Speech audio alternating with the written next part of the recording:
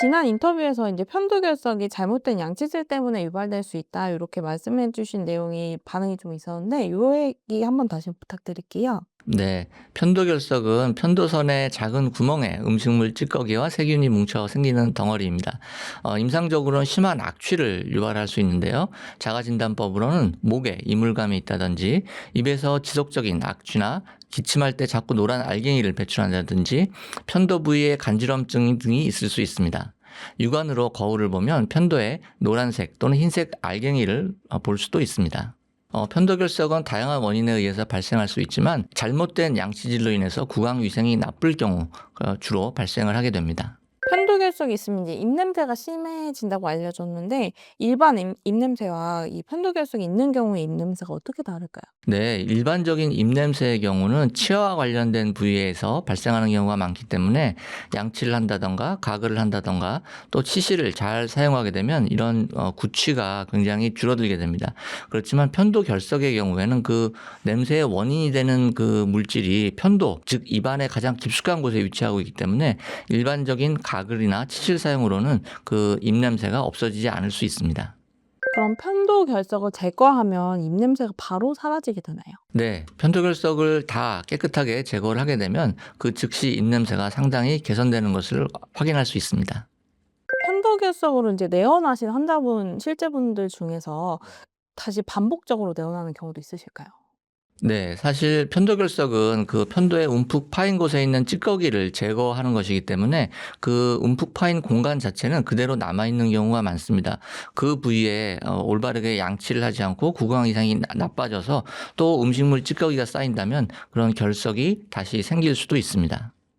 그럼 편도결석이 자주 생기는 분들의 공통점이라고 하면 어떤 것들이 있을까요? 그 편도에 움푹 패인 그 공간이 입구가 좁고 안쪽이 좀 넓은 경우에 만성적으로 그 안에 음식물 찌꺼기들이 쌓이기 때문에 그런 분들의 경우는 편도 결석이 자꾸 재발할 가능성이 높습니다. 그리고 또 만성적인 편도염이 있는 경우, 구강 위생이 불량한 경우, 그리고 비염으로 인해서 목 뒤쪽으로 코에서 목으로 이렇게 분비물이 넘어가는 경우에도 편도 결석에 나쁜 영향을 미칩니다. 그렇다면 편도결석 때문에 편도를 제거하는 수술을 하시는 경우도 있을까요? 네, 편도결석이 단순히 그 입냄새를 유발할 뿐만 아니라 만약에 편도염, 염증과 농양을 자주 만든다면 편도결석과 편도염을 치료하고 또 예방하기 위해서 편도 전절제술을 시행하기도 합니다. 올바른 편도결석 예방법도 알려주시면 좋을 것 같아요. 네, 첫째로는 구강 위생이 무엇보다도 굉장히 중요합니다. 그래서 가능하다면 식후 하루 2회 이상의 양치를 하고 또 치실을 사용해서 입안에 있는 세균의 양을 줄이는 것이 가장 중요합니다. 그리고 음주와 흡연을 줄이고 또 충분한 수분을 섭취해서 구강이 깨끗한 상태로 유지되도록 하는 것이 중요합니다. 그리고 편도염이 자주 걸린다면 이런 편도염을 즉시 그때그때 치료하고 또 예방하는 것이 중요합니다. 그리고 그렇게 해도 편도결석이 반복된다면 이런 편도에 움푹 파인 이 공간, 편도와를 제거하거나 편도 전체를 제거할 수도 있겠습니다. 교수님께서 사실 이런 이비인후과 수술의 권위자로 알려져 계신데 보통 어떤 수술을 가장 많이 하시나요? 저는 이비인후과 중에서도 귀 관련된 질환들을 많이 진료를 하고 있습니다. 그래서 외래에서는 이명이나 난청, 어지럼증 환자들 진료를 많이 하고 있고 또 수술하는 환자들로서는 만성 중이염 환자분들을 주로 수술을 하고 있습니다. 중이염도 이명이나 이런 난청과 관련이 있을 수 있을까요? 네, 만성 중이염이라는 것은 고막에 구멍이 난 상태이고 이로 인해서 청력이 나빠지게 되고 또 외부에서 물이 들어가거나 또 감기를 걸리거나 하면은 그런 이류가 동반되는 그런 증상들을 발생을 하게 됩니다. 이런 경우가 오래 지속되면 달팽이관에도 나쁜 영향을 미쳐서 청력을 점점 나빠지게 하는데 이런 경우 이명도 같이 동반될 수가 있습니다. 그런 중이염 같은 것도 보통 수술로 치료를 많이 하는 건가요? 네, 고막에 구멍이 나 있는 경우 또 이로 인해서 만성적으로 이루가 반복되는 경우에는 수술적인 치료가 필요합니다. 이 수술을 통해서 중이염이 점점 더 나빠지는 것을 예방할 수 있고 또 청력을 개선시킬 수도 있습니다. 지난 인터뷰에서 미주신경의 개념을 소개해 주셨는데 이거에 대해서 아직 잘 모르시는 분이 많을 것 같아요. 미주신경이라는 개념을 설명해 줄 수 있을까요? 우리 몸을 조절하는 것은 대부분 자율신경입니다. 이러한 자율신경은 교감신경과 부교감신경으로 이루어져 있습니다. 교감신경은 위기의 상황에서 우리 몸에 큰 에너지를 만들어낼 수 있는 그런 위기에 대처하는 그런 싸우는 그런 신경이라고 할 수 있습니다. 반면에 부교감신경은 이와 반대로 이완하고 스트레스보다는 릴렉스하고 우리 몸을 쉬게 해주는 그런 신경이라고 할 수 있는데요. 미주신경은 이 자율신경 조절에 굉장히 중요한 역할을 합니다. 특히 부교감 신경을 조절하는 역할을 하게 되기 때문에 현대사회에서 스트레스로 인해서 많은 분들이 걱정을 하고 힘들어하고 있는데요. 이런 스트레스에 대한 반응을 조절하기 위해서는 부교감 신경을 활성화시키는 것이 필수적인데요. 바로 이 미주신경 자극을 통해서 이런 부교감 신경을 활성화시켜서 스트레스에 대한 민감도를 낮출 수 있습니다. 그럼 미주신경이라는 게 자율신경 안에 포함되는 개념이라고 이해를 하면 될까요? 자율신경을 조절하는 신경이라고 이해하시면 됩니다. 미주신경에 이상이 있으면 몸에 어떤 증상들이 발생하게 되나요? 미주신경은 사실 우리 몸통 장기를 어떻게 보면 뇌와 연결해주는 그런 역할을 한다고 하기 때문에 미주신경에 이상이 생기면 각 장기별로 어떤 질병이나 증상이 생길 수도 있습니다. 만약 심혈관계에 이상이 생긴다 그러면 대표적으로 미주신경 실신이 발생을 할 수도 있습니다. 그래서 사소한 자극에도 혈압이 떨어져서 기절을 한다든가 하는 실신 증상이 있을 수 있고요.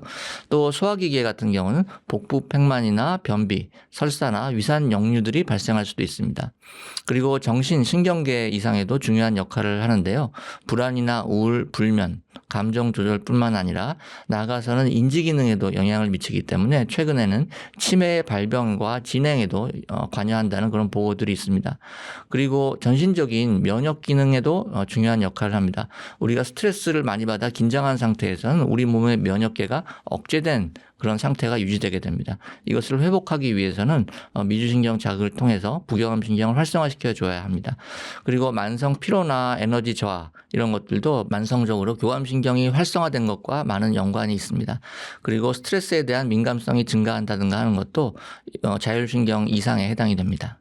그럼 방금 말씀하신 증상들이 있으면은 보통은 이제 뭐랄까 정신과라든가 그 장기가 관련된 병원을 갈 것 같은데 이비인후과에 와서 이 미주신경 좀 이상이 있는지를 체크하는 게 좋을까요? 이비인후과 같은 경우는 이명과 매우 밀접한 관계가 있습니다.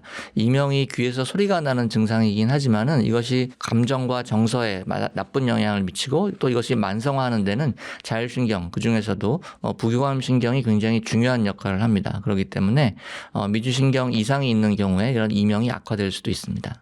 네, 그럼 이런 증상들을 그냥 방치하게 된다면 최악의 경우 좀 어떤 결과로 이어질 수 있는지. 이렇게 만성적인 스트레스가 지속된다면 일단 잠을 잘 수 없고 또 이로 인해서 피곤하고 집중력이 떨어지게 됩니다. 그럼 나아가서 인지기능까지 저하될 수 있는 그런 상황에 처할 수 있습니다.